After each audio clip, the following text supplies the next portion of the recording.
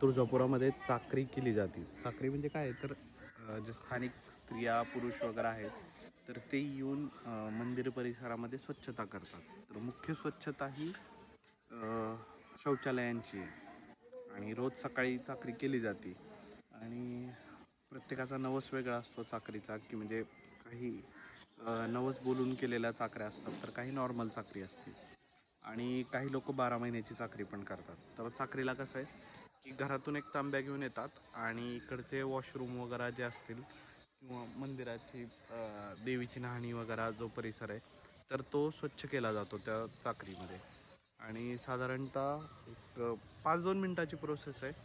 पण जवळपास शिवाजी महाद्वारातून खाली येऊन छत्रपती शिवाजी महाद्वारातून खाली येऊन एक 50 एक पायरी उतरून चाकरी केली जाते आणि सुवासिनी ज्या असतात तर त्या एकमेकाला कुंकू लावणे किंवा हळद कुंकू लावणे किंवा साखर देणे वगैरे हे प्रकार पण त्याच्यामध्ये करतात त्या।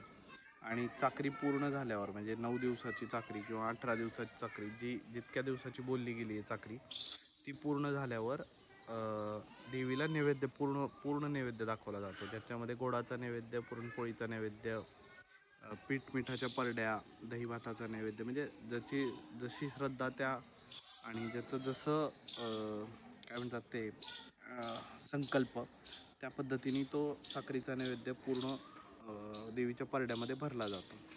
आणि दररोज सकाळी म्हणजे हा अविरत प्रोसेस आहे, नॉनस्टॉप होती ही प्रोसेस।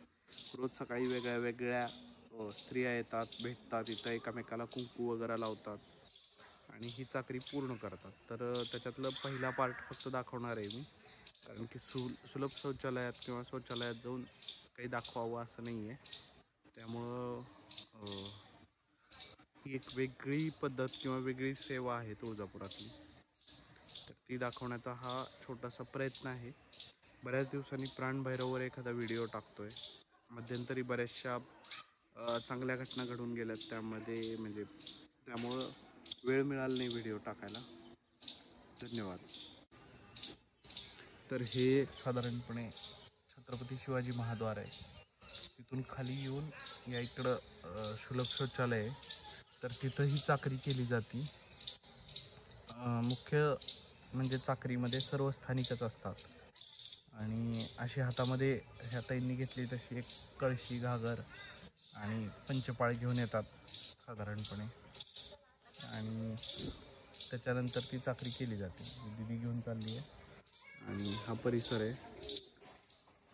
तर अशा प्रकारे अनेक स्त्रिया, आता त्या समोरच्या 2 ताई घेऊन येत आहेत, ती पण चाकरी करूनच येत आहेत।